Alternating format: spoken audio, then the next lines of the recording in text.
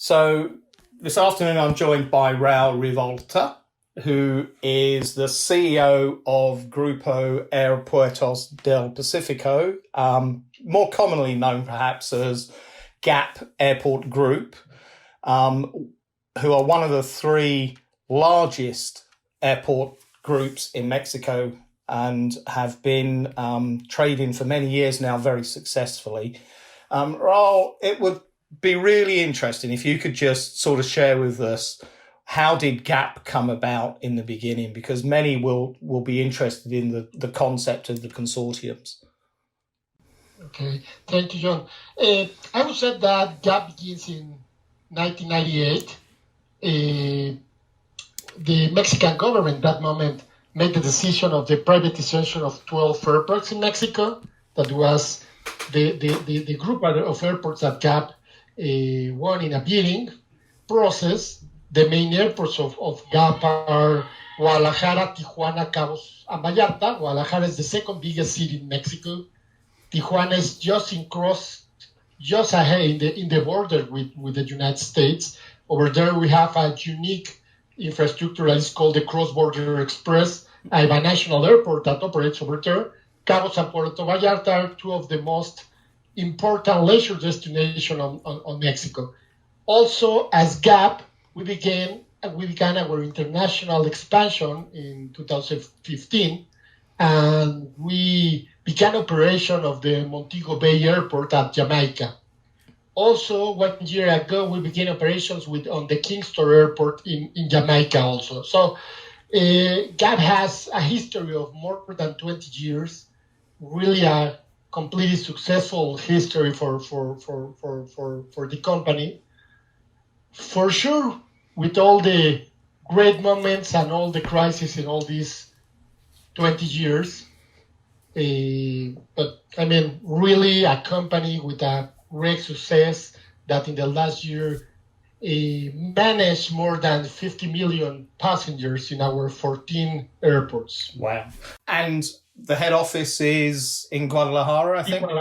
Yes, it's in Guadalajara. I would say a really pretty city in Mexico, the second biggest one, and give us a chance for move to all our airports, and it's really well communicate with all the country, and I mean a great and beautiful place for work. Mm-hmm. And doesn't have quite as much traffic as Mexico City, I presume. Yeah, in Mexico, Guadalajara Airport is the third biggest one. I mean, the number one is Mexico City, the second is Cancun, and then goes Guadalajara. So, for instance, in terms of the domestic market, is for sure a really well-connected airport. But international side is really interesting because it's the airport in Mexico that has more direct connections with South California and California. It's interesting that we always say the same joke. If you ask anybody, where is the second biggest city of Mexico? Someone will say is Guadalajara. But the reality is, in terms of population, is Los Angeles, California. So, yeah, that is our reality. So it's really interesting to understand that. But because for Guadalajara, one of the biggest heritage of second and third generation of Mexican Americans living in California, the heritage comes from Guadalajara area. Right. So it's really, really interesting. We have direct flights for, I would say, almost all the airports in California. So it is some of the specific and special characteristics of this airport. Wow. So how did you personally end up with GAP? I noticed many of your senior management team have some linkage back to AENA, of course, and there is a shared ownership there. Have you always been in airports, or are you an outsider who's been converted? Yeah, I mean, I began almost 22 years ago in the Ministry of Communication and Transportation, specifically on the privatization unit. So I had the great opportunity to work in all the privatization process for all the airports in Mexico. also highways and satellites. Right. But the case of the airport has been one of the most successful one. Mm-hmm. So I was part of the IPOs for Azur, for GAP, for OMA, and then I arrived to GAP like 15 years ago, something like that. Begins on the airport marketing area. With all this idea of working on to develop new markets, it has been a really interesting times, because on those moments, all the LCCs begins operations in Mexico. Mm-hmm. Has a really great moment.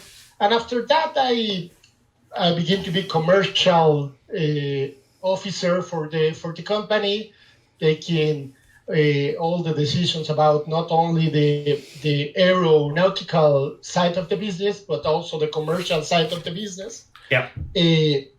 After that, I jumped to be the CFO of the company, and then I left the company for a couple of years. I worked more than a year as a CFO of a highway company, but for sure. Yeah, you had aviation. You had jet fuel in your blood by then. It was too late. Yeah, and for sure, the industry bring me back. Mm-hmm. First, passing through the cross-border express to develop this unique project on San Diego and Tijuana, and then 2 years ago, I came back to GAP as CEO. Oh, well, welcome back. Now, how much of it's interesting, how much of the business that you have today is aeronautical versus commercial property type management? Because one of the big transitions, of course, we've seen is more and more airports developing business centers, trade centers, and diversifying the revenue streams. Yes, completely. On the last year, we closed with a 30% of non-aeronautical revenues. That is, I would say, a great develop on the last 20 years.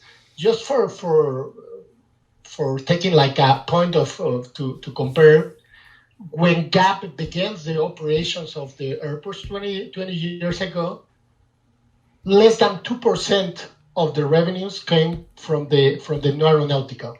So today, beyond the 30%, I would say it's a great number. We expect to continually growing that number for the coming years. When GAP has, I would say, a non-traditional way to see the non-aeronautical revenue. For instance, we directly operate some of our business. So we operate directly, for instance, convenience store. We operate our parking lots. Mm-hmm. We operate our VIP lounges. We operate the advertising in our airports. So we will begin right now. We're building in the process of construction of our first hotel in Guadalajara Airport that also will be directly operated by us.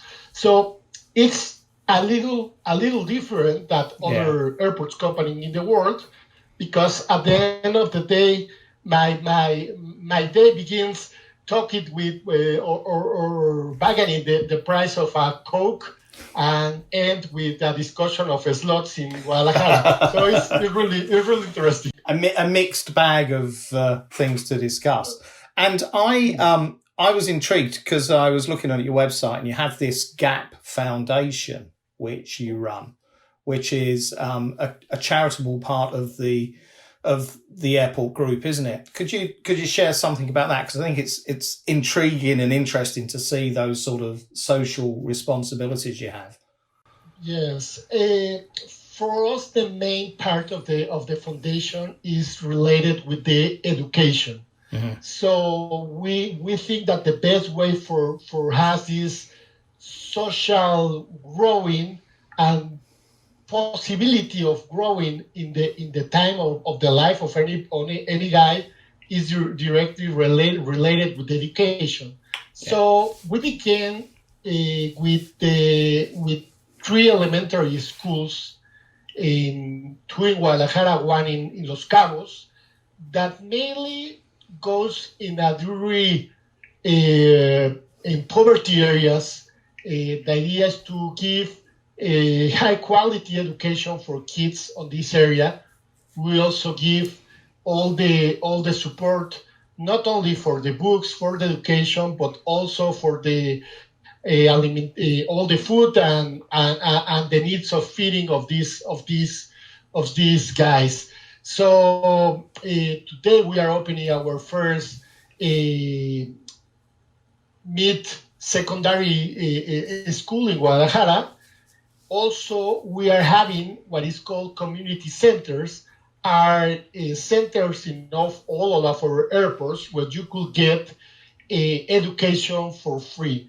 The idea of these community centers is not only for the employees of GAP, are for any employees of the airport community. This means airlines, handlers, everybody, authorities. You could go there and get the studies of almost everything. I would say management, marketing, specific courses of our industry. For instance, we are beginning with that on this year. So the idea mainly of foundation is to help to the people to grow in their lives through the education. Brilliant. And of course, it's giving back, but in turn, over time, they'll get great jobs. They'll be wanting to fly and travel, and you're going to see more people coming through your airport. So it's a virtuous circle for you as well in many ways, isn't it? Completely. I mean, at the end of the day, we know that in Mexico still to be a privilege to fly. Mm-hmm.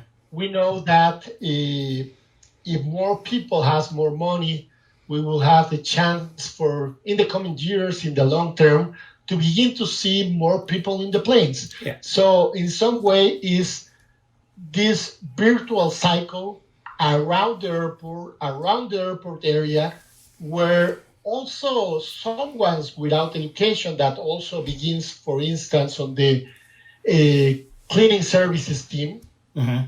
after a couple of years in the airport where they could get free education, they could get for better positions, and even in some moment, I would say that we say also in GAP, in the office, that the foundation will be a complete success if the next CEO of GAP came from our schools. Yeah, but you don't want him to get there too quickly, do you? Yeah. I want to get that take a couple of years. Okay, good. But yes. So, pre-COVID, from what I can see, business looked like it was growing quite nicely for you. Everywhere seemed to be up in terms of traffic. You must have been sitting there just thinking, I've got to manage the growth, think about infrastructure development, all of those things. And then it suddenly turned. But what was driving those numbers? Was it the economy, more airlines, just confidence in the market? I would say that it's a mix of parts, as always. I would say that Mexico had growth for the last almost 12 years in terms of GDP, mm-hmm. as a national GDP. But when you look some specific GDP of some states in the center of the country, as Jalisco, the state where Guadalajara and Puerto Vallarta airports are, or Guanajuato, one of our airports, Bajío, you will say that that area of the country, the central area of the country, has grown in a double digit for almost the last 8 years. Wow! So it will have doubled in size. With automotive, with these kind of things. So it gives the chance for a really huge increase on business travelers, for sure, of leisure travelers. I mean, when you get money in the market, always you got the chance for go to a beach or for holidays, mm-hmm. or these kind of things. And also we have this part of the VFRs that are really, really interesting in the central area of the country. I would say, like in the second world, there has been in the Second World War, there has been a program Mexico with the United States that was called Bracero. Bracero means like hands support. Was a program where Mexicans people goes to work in the fields in the United States, in the middle of the world, and they will obtain the citizenship. They will have the papers for live there. So in the last years, I would say in the last 30, 40 years, we saw these guys coming twice or even 3 times per year to their towns to visit family and send money and these kind of things. But the diaspora in Mexico has begun this second and third generation that is really, really interesting. Today we are beginning to see the third generation of Mexican Americans. These guys for sure speak Spanish, for sure have a Mexican heritage, but it's the third generation living in the States. They have already studied in the college, in the universities. They have a completely different kind of income. For the first time, we are seeing this Mexican-American third generation, for instance, flying to the Mexican beaches. So everything together has been really, really interesting in the last 10 years. I would say a central area of Mexico growing on double digits in terms of GDP, but also California being in the last 6 years, the state in the U.S. with the biggest growth in terms of GDP. So I would say that the mix of everything gives the chance for the airlines as Volaris, one low-cost carrier in Mexico, to really be aggressive in the program to bring additional seats, additional fleet to the market. And everything together has been this double-digit growth for the last even 7 years in Mexico and in GAP. Wow. So, I mean, 7 years double-digit growth means you will have doubled the size of the passenger throughput, the revenues, the cargo and everything. That's phenomenal. It can take 5 years to build a terminal. So, it's staggering. And you mentioned Volaris. They're your largest customer in all the airports? They have almost 43% of our total market. Okay. That's pretty significant. And then, of course, there's Aeromexico, and we can talk about them later because that's an interesting situation that's developed. But most of the traffic is across the border to the United States or domestic, or are there other international?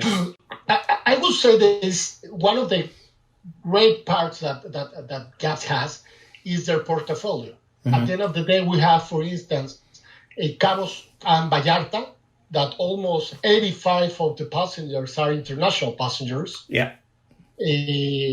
Guadalajara, that has an interesting mix of businessmen, BFRs, and leisure. Also, is one of the interesting things of Guadalajara, for instance, is there is a town less than 45 minutes driving that is called Tequila. Yeah, Tequila is the only place in the world. I think most people are aware of Tequila. Yes, so there's a lot of guys coming from the States, for instance, to make leisure in that town. That is really a nice area to be there, and I would say that is one of the characteristics also of Guadalajara Airport, a mix of business, leisure, BFR. So I would say that we have a really great portfolio, and the decision to develop the cross-border express has been a completely a game changer for the company and for the airport of Tijuana. Think on this. The Tijuana airport has been for years our second biggest airport in the net. Yeah. But if you see the compound growth of Tijuana airport for the first 45 years has been less of 1%. Yeah. It was the end of an airport. There was nowhere for it to go, but you've created this product, which is probably the only one of its kind in the world. Yeah, I would say completely. That is the only one. I mean, there's another binational airport in Swiss, but I would say it, in Geneva.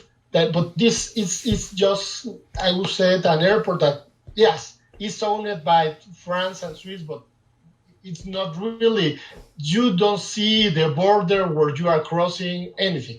But the case of Tijuana and San Diego through the cross-border express is something amazing. Just think of this.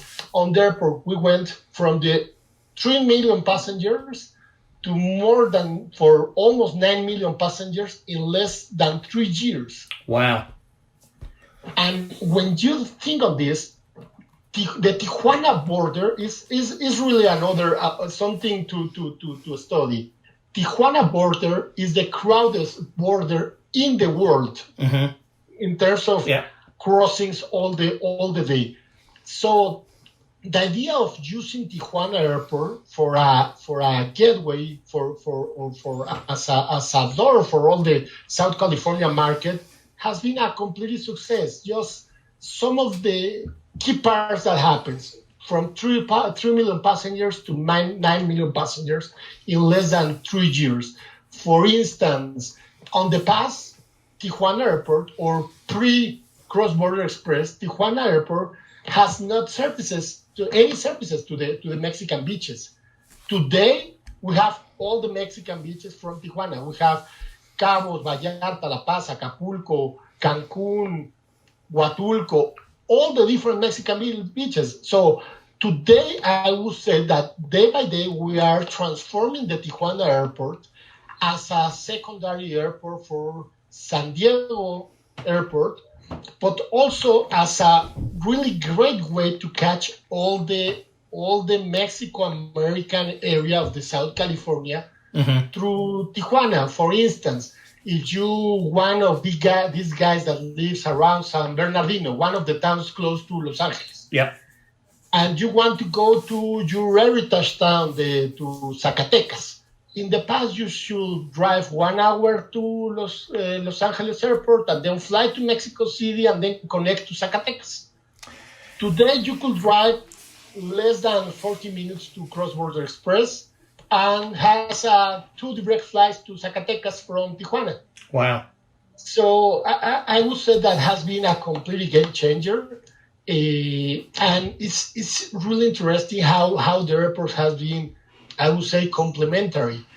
San Diego Airport, for instance, is mainly a domestic U.S. airport. Yeah.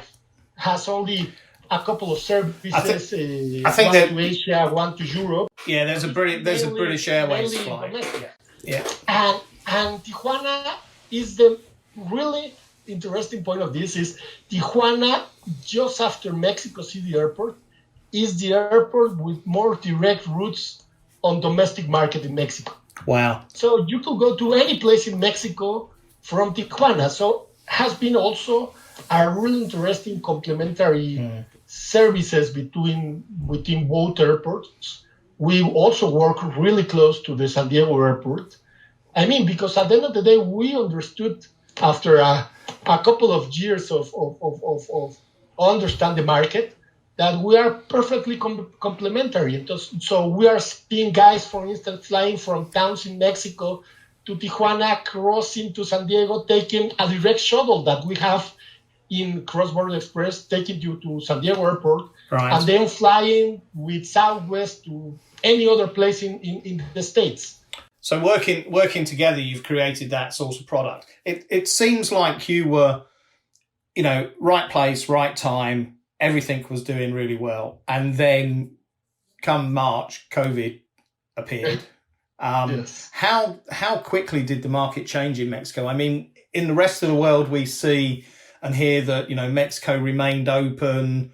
There was no lockdowns, no quarantines. How quickly, from an airport's perspective, did you see things change? I would say that in March we began to see a decrease for sure in passengers in services, but was I would say a decrease of around 40%. For sure, really a huge dive in that moment. Today we see it as a great news. Yeah. What we have seen in the last months. But I mean, In May, for instance, was the worst moment. We closed with a 92% of decrease in terms of passengers when we compare month versus month, the May of the last year versus May of this year. And we are beginning to see an interesting recovery. For sure, we are talking that from the 90s in May, we are seeing in June 80s and 70% in some of decrease in some of the airports. On the first 2 weeks of July, we are seeing, even, for instance, Tijuana, they are in the minus 35%. Oh, that's not bad. That's No. It's, I would say, for instance, today, Tijuana Airport is bigger than Cancun, or bigger than Monterrey, or even bigger than Guadalajara. It's something weird happening over there. We don't have all the explanations. But, at the end of the day, some of the companies, that is specific Volaris, make the decision to try to reopen Tijuana, and has been really, really successful. Just for us, all the data, almost 75% of the total passengers pre-COVID on Tijuana Airport fly with Volaris. Right. So they needed to get back into the market quickly because it was important for them as well.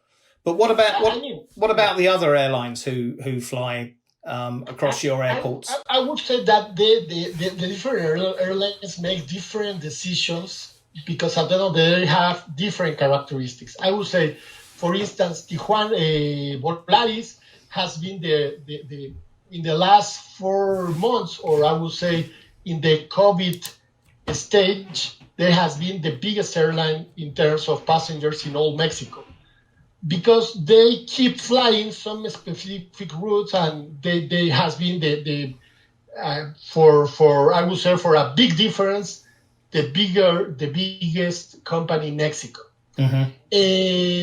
Some others, as Aeromexico, at the end of the day, part of the routes of Aeromexico is related with as a legacy airline, are related with the 787 flying to Europe in the long haul. Yeah. So they have to close all these services in one day to another. Yeah. So I would say that, for instance, Aeromexico went also out to a more like hibernation process, where you see a couple of flights to some places, but with a huge decrease in number of seats, available number of seats in the market. Because you've reminded me that I think it's Aeromexico had for some time a very strange low frequency Tijuana Tokyo service, wasn't it? In one direction or something? I would say that in some moment we have in Tijuana the only airport with 3 direct services to Asia. We have Tijuana Shanghai with Aeromexico, Tijuana Narita with Aeromexico, but also we bring Hainan Airlines flying to Beijing. That is, just pre-COVID, they're still operating. But yeah, at the end of the day, the point of Tijuana with the cross-border express, the same joke about one of the second biggest city in Mexico is in Los Angeles. In terms of diaspora from China, is also the same answer. Yeah, in California. In South California. So there's an interesting market that has been developed pre-COVID over there in Tijuana, the Asia market. Wow, and I guess from the Chinese perspective, there are better diplomatic relations at the moment than there probably are with the Americans, so that helps as well. Yeah, completely. And at the end of the day, one of the things that we see for the future to Tijuana is being more an additional hub for I would say to Asia. Is a great entrance to the US, but also we think that we could have different flights that take you to the rest of Latin America. Just pre-COVID, for instance, we were really close to the first operation of Copa flying from Tijuana to Panama. Wow. Well, hopefully that will come back in time. We can only hope for that. But I'm intrigued by Aeromexico because it's good to have an airport CEO who has lived through a Chapter 11 experience such as Aeromexico's. It must be so frustrating for an airport to see that happen on so many different dimensions.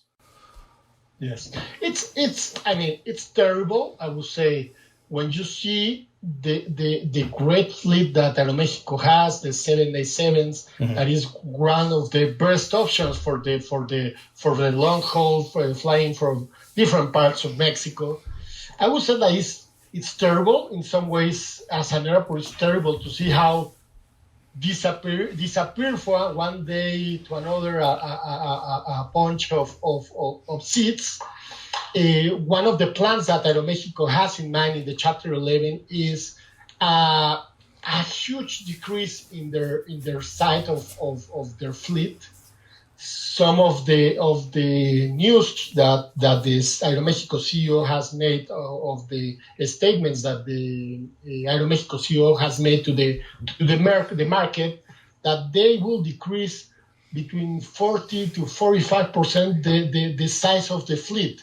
So it's a terrible news for our market, but I expect that this Chapter 11 at the end of the day will bring a stronger Aeromexico for the coming years. It's a necessary process, and I think it's not just them; it's everywhere around the world. We're seeing this. Everyone's going to have to go through this process in some way or other. It's terrible, and I would say that as an airport, one of the decisions what we made is we will try to help in whatever we could help to Aeromexico through this process. So, for instance, we achieve different contracts and different relationships, trying to help with incentive in new routes that, for instance, Aeromexico will begin to operate on coming months. We say we will give some additional time for paying the services that they are having after Chapter 11. So we are trying to help in whatever is possible. But I know that it's a small help, but it's the kind of help that we. Well, every bit helps, but that's an interesting subject in itself, isn't it? Because airports are frequently seen as the gateway to a economy, to a region. And, there are lots of stakeholders who apply all sorts of pressure and want you to do this and want you to do that, and for you to invest. And the irony is that actually the revenues you generate per passenger are probably only 1/10 of what many stakeholders generate when you bring a passenger to their market, particularly in a leisure destination. So how have you been working with your stakeholders as you've come through this? You've got some very leisure orientated destinations on the Bahia region, haven't you? Yes, and the point that you mentioned about, for instance, what airports means to the region is I would say that a key part for think about. One of the things that we are seeing, for instance, in the next years for GAP, we will invest more than $1 billion in our 12 airports of Mexico, more than $300 million in our airports in Jamaica, and we thought that the airports will be a key part, or at least investments on the airports will be a key part for the recovery of the local economies on some of our airport. We are seeing, as everybody in the world, that today it will look like a terrible decisions invest in airports in the middle of this crisis, but we know that we have this long-term view. That infrastructure is a key part for the growing of the countries. So we will continue with this really ambitious program of more than $1.3 billion of investments in our airports in the coming 5 years. Right. So how? I mean, one of the great challenges I think we see around the world is how do you rebuild consumer confidence to travel through an airport?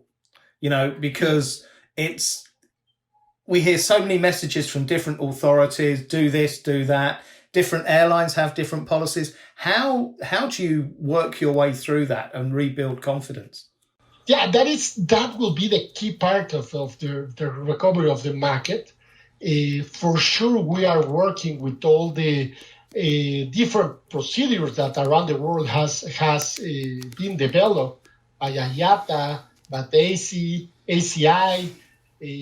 So we are limiting the access to terminal buildings, the safe distance, the extra space in lines, the plexiglass shields installed for the customer-facing counters, disinfecting applied to all the different areas, antibacterial hand sanitizer, all these kind of things. For sure, all the use of gloves and face masks for our personnel, authorities, airlines. I mean, we are trying to give this important message to the customers, to the passengers, that airlines and airports are working together, trying to bring the best possible options for keep safe them from the virus in the terminal. For sure, I would say that be a huge effort. We are just in the middle of that, but at the end of the day, is the kind of things that you will know as the new reality. Yeah. I mean, at the end of the day, after the COVID, nothing will be the same in terms of taking a plane. No, the world has changed, but how does that? I mean, from your operational perspective, Volaris, a classic low-cost airline, 30-minute turnarounds. Is that realistic when you have to cleanse an aircraft more thoroughly and the whole process? No, I will see all the turnaround process for the airlines has completely changed. Right. All the process of cleaning the airline is really deep. Really going deep into the plane. That take us almost for the airlines almost 45 minutes. So all this process of the super fast turnaround is something that the COVID disappeared.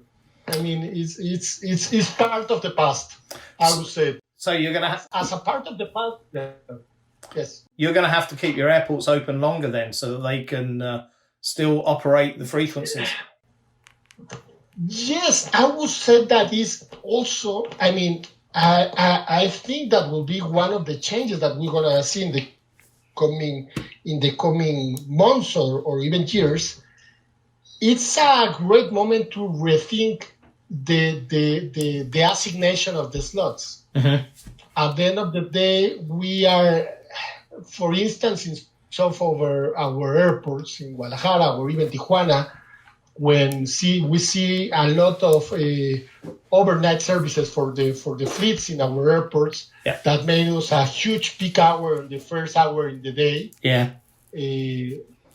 We are seeing that in the coming months, we will begin to see more spaced slots.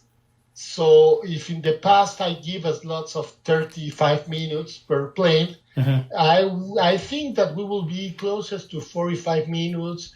And in some way, the peak hour will be a little more extended, or I would say a little more flatter through all the day. It's one of the other big changes that I think that will arrive to the infrastructure. And of course, that has implications for your long-term planning, because you will have been working on aircraft and ramp space based on the current turnarounds, peak hours, and now now you've got an opportunity to reassess that. And as you know, you de-peak the peak hour, it changes perhaps some of your investment cases. Completely. I would say that also the design of the airports would completely change on the coming years. For sure, as you say, for the peak hours, but also for the distance of the passengers in the terminal. Yeah. But also for the different services that we are, working, or we have worked with them, but right now are going more quickly. That is, for instance, the face recognitions for the entrance to the security checkpoint. Yeah. Services of migrations that also has been, or we expect to begin to happen as a self-services.